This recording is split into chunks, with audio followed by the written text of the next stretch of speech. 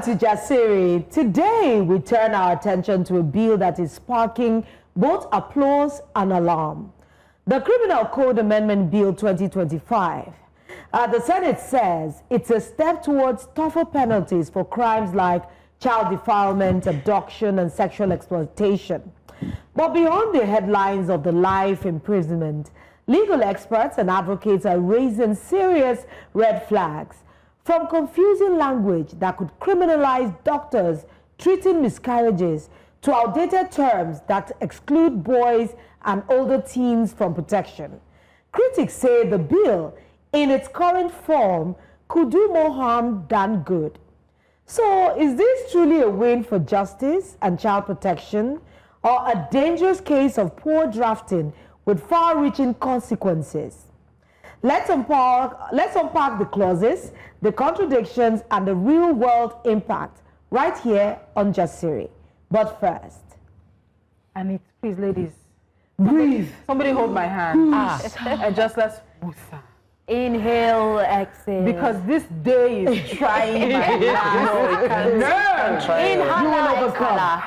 If it tries your life. If I can feel a gray hair wanting to spring out. No. I ran out of our office when I went earlier. No, they're trying me today. They're trying me. It's all right. Let's get to the story that is having us say, what? A new report from The Guardian Nigeria says that 4 months after President Bola Tinubu launched a 50 billion naira worth of farm tractors to boost food production, guess what? The machines remain idle, parked and gathering dust at the National Agricultural Seed Council in Abuja. It was just in June when the president declared that Nigeria's agricultural renaissance had begun, commissioning 2,000 tractors and thousands of implements. At the launch, President Tinubu called the move a landmark moment in his administration's food security agenda. He said, and I quote, "We are very proud of what we're doing. We made a promise when we came in, and we are fulfilling that promise. We envision Nigeria as a global agricultural powerhouse, supplying quality products to international markets while ensuring every citizen can access affordable, nutritious food." End quote. But 4 months on, those tractors procured with Belarusian support and intended to be deployed through a service provider model are still in the warehouse. They are parked and they are unused. Sources from the Ministry of Agriculture told The Guardian Nigeria that they are still waiting for directives from the presidency on how to distribute the equipment. No clear sharing formula, no deployment, just delay. Yet today, farmers across Nigeria still face rising costs, low yields, and food insecurity. The promise of modernization, training, and plans for service centers and local assemblies still remains nothing but a promise. So we ask again, when will these promises move from statements and photo ops to soil, to harvest, and to lives actually changed? These are questions that we're seeking answers to. I don't know whether we should take reactions before we Reactions on which of them? Let's take reactions and see what people have to say about this story. As if we can't get any backer. 50 billion naira worth of tractors are gathering dust while farmers struggle with high labor costs. This isn't renewed hope, it's renewed bureaucracy. When will action replace announcements? What's the point of purchasing the tractors if they've remained unused for 4 months? Now, wow. This delay is frustrating. Farmers need those tractors now to boost production. Time to cut the bureaucracy and act. One of the reasons our system of government is retrogressive. Why do you need the president's approval to distribute the tractors? Of what use are ministers and ministry directors? President has come and launched it. That means it is ready to be used. But una still they wait for president directive on how to distribute. Wait, is Ministry of Agriculture not independent enough to know what to do? Delays shouldn't overshadow a good initiative. The tractor program is a solid move. What's needed now is swift execution to maximize its impact for farmers. They couldn't have said the reactions, all the reactions were very spot on. Why do we have a Ministry of Agriculture and a minister of state? Do you know what this seems to me? They serve you food. You're waiting for them to tell you, come eat. No, to give you the spoon, that to use the spoon to spoon it into your mouth. The food is on your table. So are they telling me that before they even ordered this is a Ministry of Agriculture initiative? It should be something under their purview. So that means there's a blueprint. Are they telling me that the president just ordered tractors in isolation of the ministry? They already know what was the plan. So are they not just supposed to execute the plan? Are they expecting the president to now get that? For you to know Nigeria, country, before we do like this, allegedly they'll tell you that those tractors are missing. Yes. They can't find 7. They can't find 10. They have sold them allegedly by miscreants and low-level officers. Do you know what I also think is possible? So unfortunately, we run a kind of system in which bureaucracy and red tape is rampant. So what I also think is possible is that there's also a sharing formula for the tractors and the implements, which means that whether, I don't know, it's by states, which you would think it's by state or by agricultural zones, because maybe not all states have the same level of demand. So it won't necessarily be spread equally around. Yes. But before you know it now, you might hear that maybe a member of the National Assembly, those same tractors, they might want to use them for campaign. Is it not in this same country that they kept COVID relief food and then went to go and repackage it to go and campaign with it? The problem with Nigeria is, they have a really good policy, but then implementation is a problem. What we do is we buy. Even in security, we buy. We've bought jets, but most of them, we don't even know how to use them. Do you understand? Let's go there. Do you remember that machine that they brought one time that they used to find if some thermal machines to know if somebody is underground when we were having collapsed housing? And nobody could use it. So that's what I'm saying. I was getting, in fact, I wanted to dash into land because I'm saying, in my mind, I'm thinking, does any one of them know how to operate this? Does anybody know how to use it, first of all? It's not like, and I'm tired, frankly speaking, I'm tired of the photo ops and all this. I'm really tired of it. Most farmers are comfortable with using their conventional hoes and whatever. But we need to move to mechanized farming. We need to go to mechanized farming. I went to Mauritius recently, and I cannot lie to you. I saw a lot of mechanized farming. And I talked to the person, the taxi driver. I said, okay, this initiative, how does it work? He said, it's government enabled. So you see them planting sugarcane, as in loads and loads of acres. And it's mechanized farming everywhere. I turned, there were tractors everywhere. They were working. Especially when how did I see anybody? Manually using 2 or 3 people at the farm just controlling, pointing hand. Somebody is riding.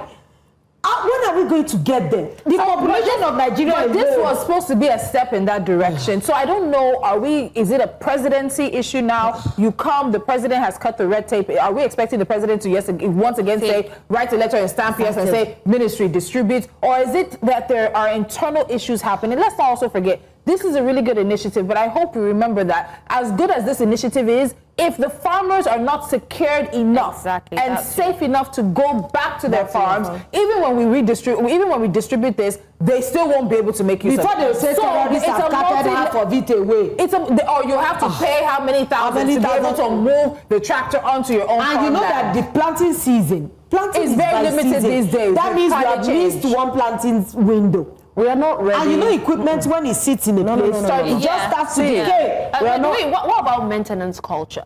When we start to use these equipments, how do we, plan to maintain them? How do we plan to maintain Shall we start first by operating? Maybe even distribute it by distribution. Before you hear, they say cockroaches and ants and termites. Maybe there's a plan, because I like this question. I would love to see a part where you also train people within these same areas who are going to be the mechanics, who are going to be the maintenance people for these tractors. So you're also doing, how you have, you do direct jobs and indirect jobs. Then you have the indirect jobs that are coming out because of the mechanization or because we're able to distribute these things. So there's a multi-layer, but again, at the end of the day, 4 months after, who are we waiting for? Is it also experience? Let's not necessarily blame the ministry people. Is it also experience where someone has taken initiative after something has been launched to move ahead with the distribution, and then guess what? A tap on down and say, who sent you? Okay, the thing is that if these things were launched and ready to move, ready to be disbursed, it's like having a product and you're not pushing it out for sale or for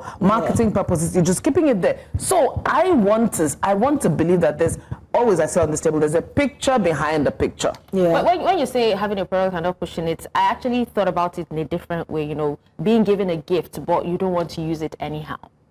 How? Or you're not ready to use it yet. What does it? Why? You've unwrapped it and you have to keep it on the counter. What annoys me is that before this initiative was done, trust me, before the presidency ordered it, plan. It wasn't like they ordered it yesterday and it came immediately today.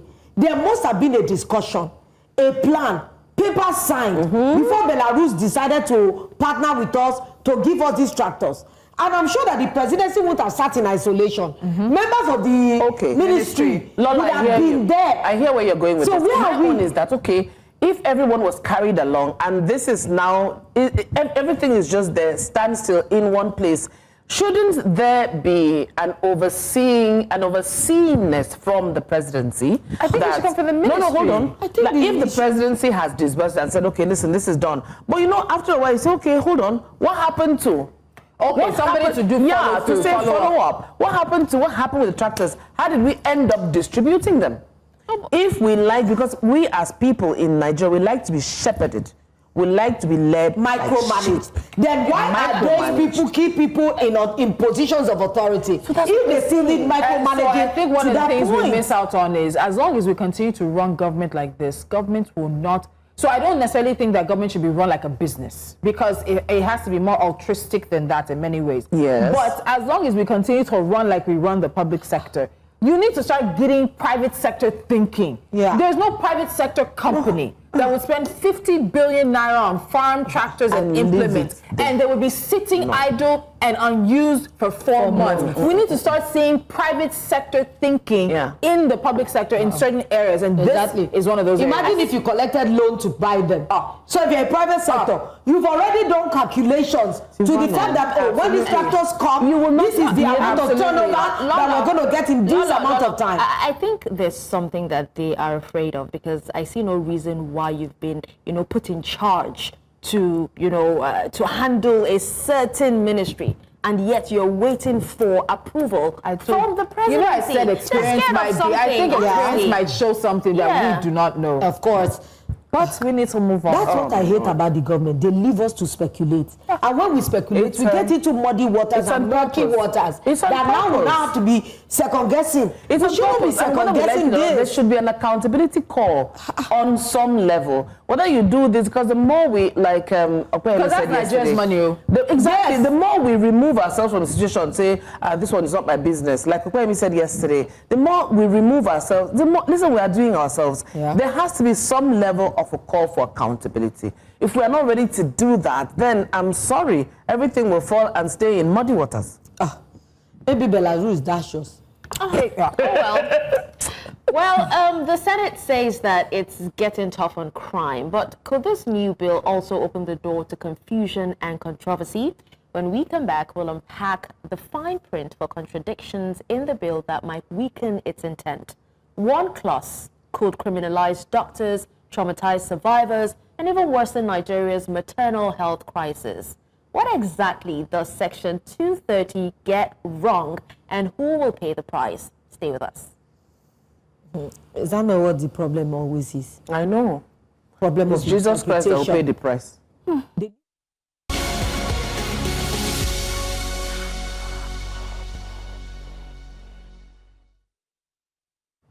Now let's turn our attention to a bill that has sparked both applause and alarm. The Criminal Code Amendment Bill 2025. The Senate recently approved it, introducing tougher penalties for crimes like child defilement, sexual exploitation, and ritual killings. One of its boldest provisions prescribes life imprisonment for anyone convicted of child defilement, a move many see as long overdue in a country still grappling with the trauma of sexual violence against minors. But beneath the headlines and the praise, legal experts and advocates are sounding the alarm. The bill's drafting flaws and vague language could have serious unintended consequences, especially for women, girls, healthcare providers, and survivors of sexual assault.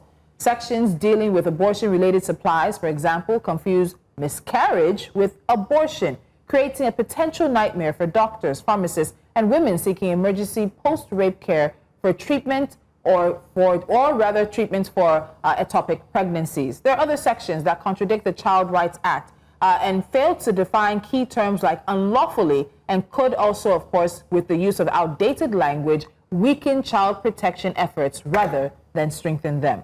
This is a big conversation, and right now joining us, we have the Executive Director of Diela, Orchid Media Services, as well as a gender advocate, Oluchi Nwosu. Oluchi, welcome to Jasiri. Thank you so much for joining us.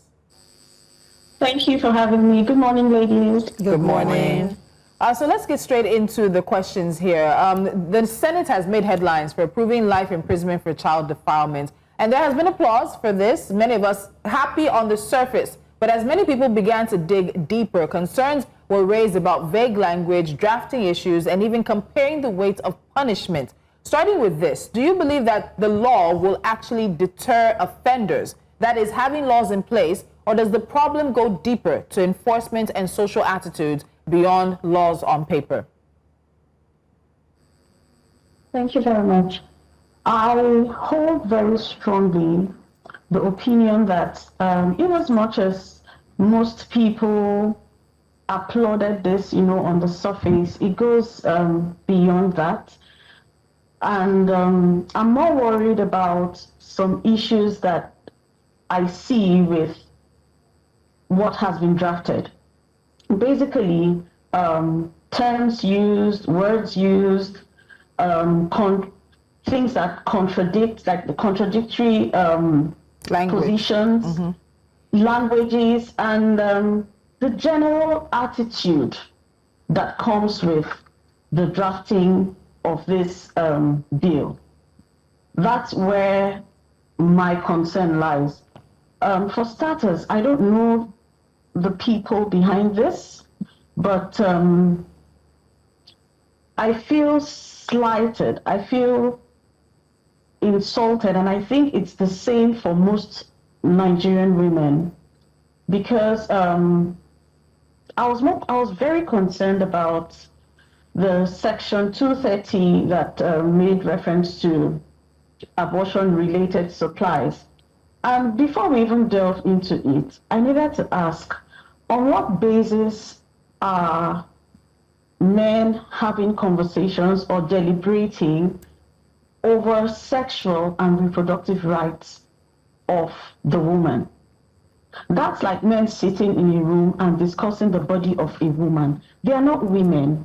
They don't understand the issues. They cannot relate to the issues on ground. Thankfully, they can do the implanting, but they do not carry a fetus. They do not know the process. They do not know what it means to carry a baby. So on what grounds are men having these conversations without women leading the conversations? I personally think that women should have championed this or should have pushed it. Women should have been the ones to tell the men how it actually is, and then they can come to a conclusion and decide what's best, and agree on what's best for us and make it a law. So I went through the videos from the plenary session, and I'm trying to restrain myself from using certain words. We all know what has played out, in the last couple of months in the Senate. And in as much as I'm struggling not to link what I just saw to the events that played out a couple of months ago with a Senator Natasha to be precise, and the Senate President, they are making it very difficult for me as a person not to say that there's a deliberate act of either intimidation or shutting up. This time around, not Senator Natasha Akpoti, this time around, shutting up over 100 million Nigerian women. If we have to check the section 230, which talks about the abortion-related supplies, you can see that this bill raises penalties for anyone who, using the word unlawfully, supplies anything to procure the miscarriage of a woman, according to them. Yeah, what do they mean? For crying out loud, a miscarriage is a miscarriage. An abortion is an abortion. A miscarriage is a natural occurrence. You don't plan for it, you don't see it coming, you don't anticipate it. It happens. Sometimes as a result of our hormones, sometimes as a result of stress. Anything can trigger it. You do not plan for it. Do they even know the pain of the woman that has miscarried a baby or a fetus? Abortion, on the other hand, is a deliberate termination of the pregnancy, either by medical procedure or by surgery. And even in talking about this, if they do not, I'm very sure the reason why the Senator Natasha kept raising her hand up was because of this misuse of words. She is a woman, she can relate, and she should have been in the proper position to have, drawn their attention to these things, to say this is incorrect. Sadly, we saw her hand go up a couple of times throughout the debates, and not once was she called up. Okay, so Oluchi, Oluchi, let me add to this, because this can create serious legal confusion. You understand? Especially yes. for doctors managing miscarriages or provide post-rape case. How big a problem can this be? Will this be? Especially for doctors who are, managing all these things. It's a very big problem. I was going to say that. It's a very big problem because where we have cases of sexual and gender-based violence, rape cases, and they need to carry out a medical abortion instantly or provide some form of procedure to instantly check what has just happened. It means that doctor has a tendency to be jailed. That doctor is actually going to be jailed because this just criminalizes doctors managing. You have ectopic pregnancies, you have miscarriages, you have providing emergency contraception in cases of rape. That's like a post-rape care. So it means that if this thing is not if this thing they drafted is not corrected, a doctor simply trying to manage a situation or provide a solution will be criminalized, and he will be jailed. Yeah. Because without clear exemptions, could this section can, like you say, criminalize healthcare workers who are just simply saving women's life? And so, which leads me to the next question, do you think this vague clause is a deliberate way of tightening control over women's reproductive rights under the guise of morality? I would answer this question by saying, first and foremost, people's moral beliefs or their moral compasses is not or are not does not make up the Constitution of Nigeria. That you have a belief that this thing should work like this for you based on your belief does not make it the Constitution of my country, Nigeria. So you cannot force your moral beliefs down or shove it down my throat. I work with the Constitution. I abide by the Constitution of my country. And I'm trying to say, if this thing must be made, if we must pass these things into law, we have to check these technicalities in quotes. We need to correct some of these things. Now, the first question you asked before you said if it was if it's deliberate. Yeah. I honestly, sincerely I would love to give them, the benefit of doubt.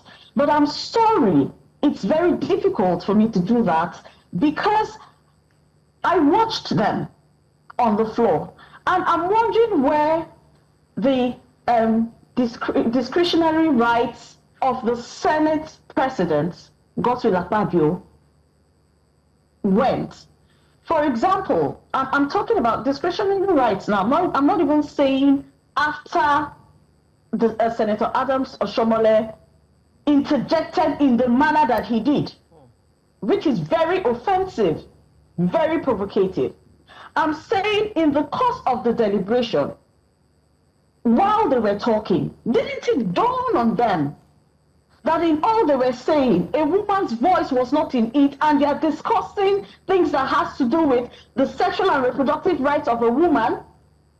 That's a global embarrassment. You know, Oluchi, people try to say, oh, okay, they tried to give the Senate president, cut him some slack to say he attempted calling on Senator Natasha after the deliberation. Her hand was up throughout that deliberation.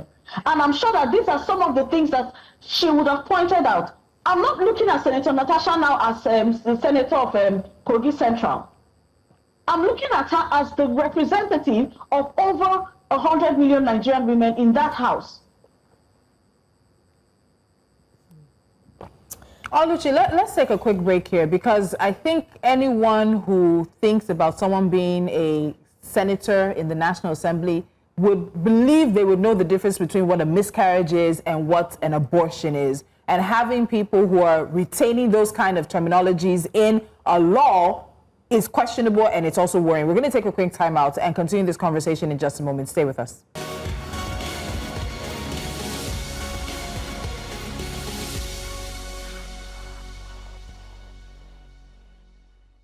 Come back, and thank you for staying with us on Jasiri. So we're talking about a very, very, very controversial bill and the challenges therein. And we've actually spoken quite a few. We've said a lot of things, and we still have our guest standing by, not forgetting Oluchi Nwosu. She is executive director of Diela Orchid Medical Services. Thank you for staying with us, Oluchi.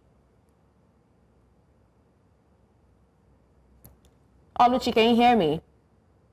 Yes, I can hear you. All right, thank you for staying with us. So, I actually have a very important question that I need you to answer for us right now, because we've been talking about this, and we seem to feel like this particular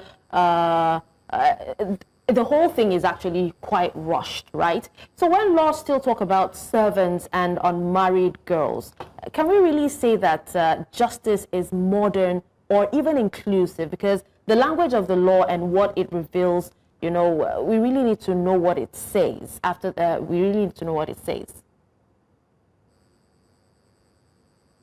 I didn't get you, sorry. So I was talking about the laws, because the laws did talk about, servants and also unmarried girls, right?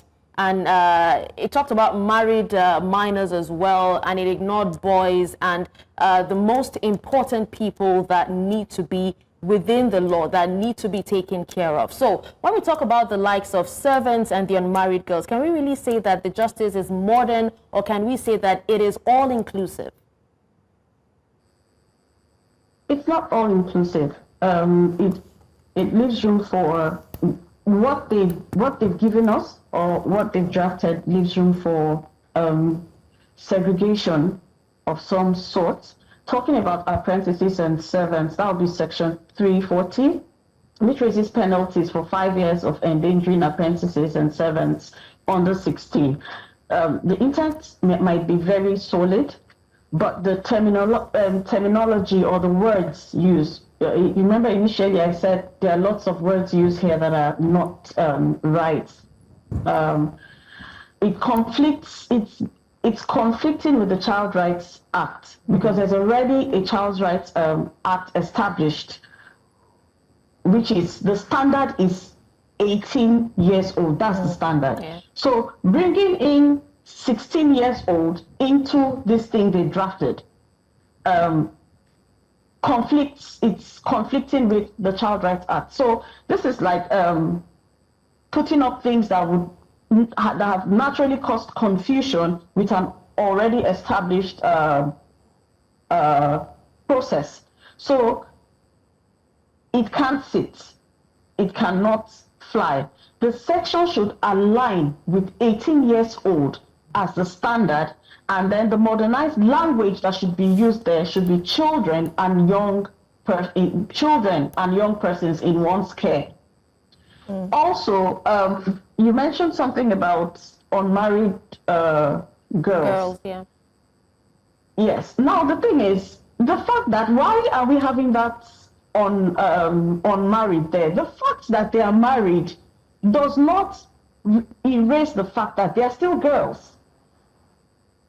Child marriage on its own is something that is not acceptable to us. Yes. Yeah. So if you're using that word unmarried, you are creating an escape route for a sexual predator or a sexual or an abuser to thrive.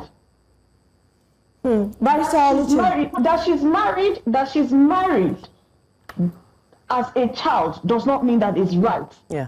So that unmarried there should be taken out. In fact, in the first place, why is a girl? Why are we talking about a girl? Meaning she's under 18. Why are we talking about a girl being married? So the marriage now is now supposed to be the umbrella to cover sexual exploitation. This is unacceptable. So they need to go back and look at that thing. They need to correct these wrongs. These are the issues that we are trying to raise. Barrister Oluchi. They cannot relate. I'm sorry. They cannot relate with these things if we don't have women talking about these things, because clearly it appears like they don't understand it. Oluchi, we're still, thank you so much for all the enlightenment you're bringing us on this particular controversial law that seems to have a lot of ambiguities inside. And the wordings of the law is clearly, it needs a lot of reworking. But why does this law still seem to place parents' authority above a child's best interest, especially in cases of forced marriage or trafficking? Why? And there are also concerns about sexual exploitation and human rights. The amendment strengthens penalties for sexual exploitation, but only assumes only women and girls can be victims. How can the law truly become gender neutral in its protection? Because boys and girls too need to be protected. Thank you very much. A question would come in around the section 226 and 227, which talks about the sexual exploitation. Now, this is right in 2025. I don't want to believe that there's, with all the awareness and the sensitization that has been ongoing across the globe, including, not excluding Nigeria, that people would sit and they're talking about sexual exploitation or they're talking about rape cases and assume, not just any group of people, our lawmakers would assume or work within with the impression that it only affects women or girls. Even as men there, are they not worried that their children might be abused? And then how, and then how do they intend to get justice for their children, their male children, if this happens? I will still keep bringing up the issue of the section 226, 227 says it talks about exploitation related offenses, right? Yes. From lower penalties to about like 5-year felonies. Fine, it's welcomed.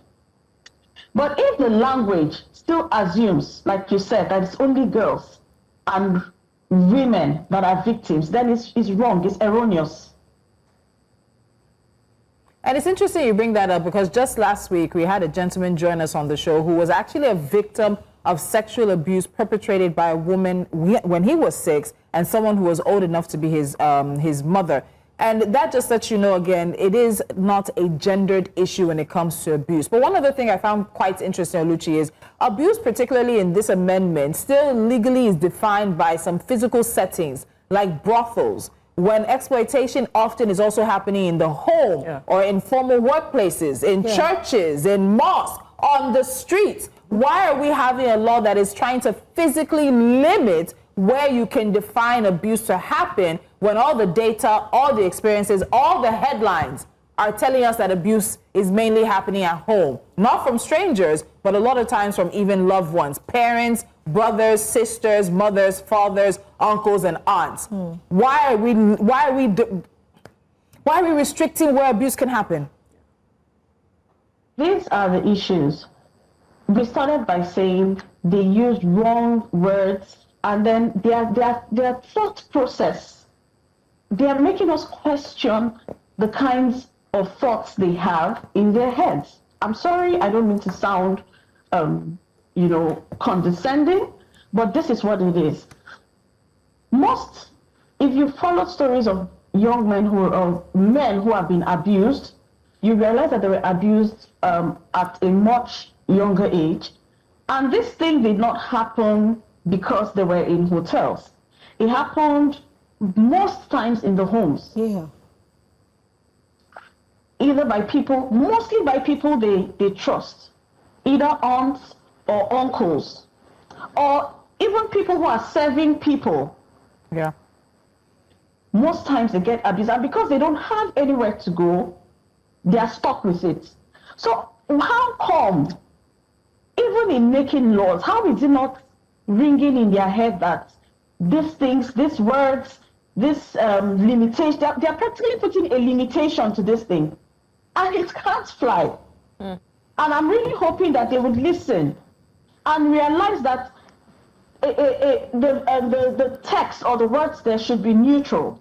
It should not be gender-based. It should not be based on. Don't pin it to a woman alone, because men to get abused. Yes. All right. Oluchi, the bill introduces stiffer sentences, but some don't align. For example, 10 years for possession of a human head. Yet, some actually, there's also 5 years for abducting a child. Are these inconsistencies just drafting errors, or do they reflect a deeper problem in how we prioritize justice in Nigeria's legal system? And let me add to that. What do you think that says to the public when you're going to go away, go to jail more likely for having a human head, which means someone is dead, than abducting a child who is living and will have to probably live with the trauma of what comes with that abduction? How does this also come across and play into the public's confidence in justice?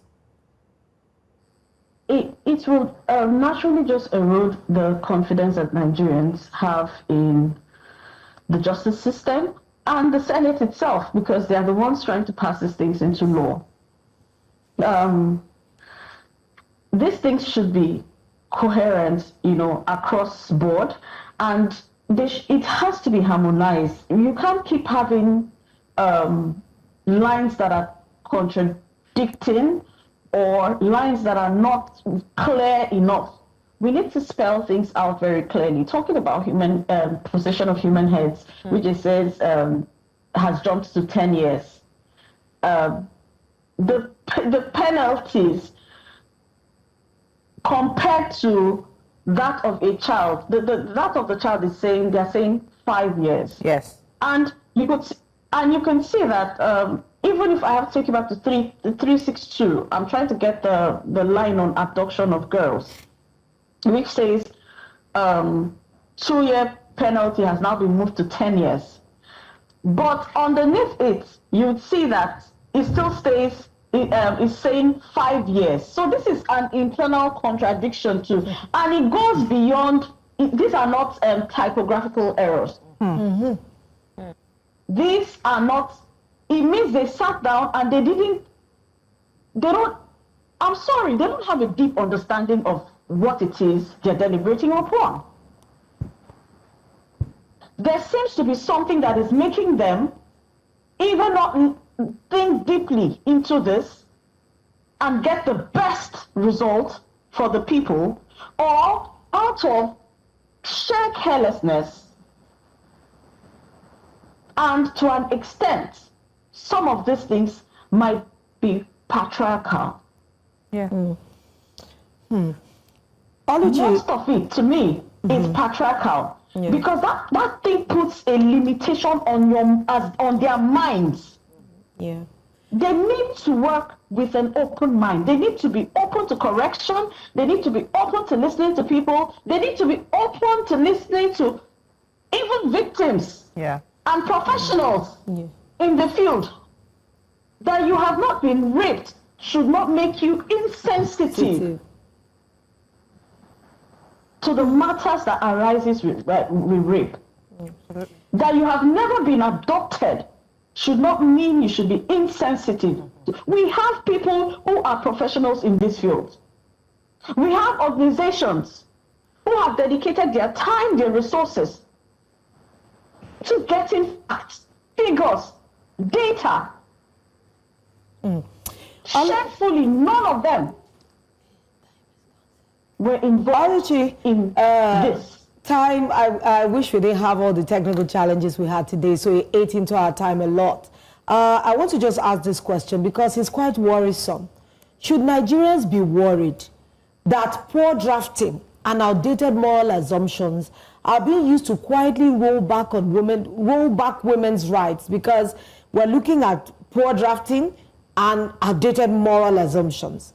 So can this be used to quietly just silence women's rights again or take it back, into the caveman time that we have been trying to get out of? Just 30 seconds because of time, Oluchi. Exactly. What you just asked the right question. Yes, that's what they're doing. They're practically taking us back. This is there isn't this technicality as far as I'm concerned to carry this out.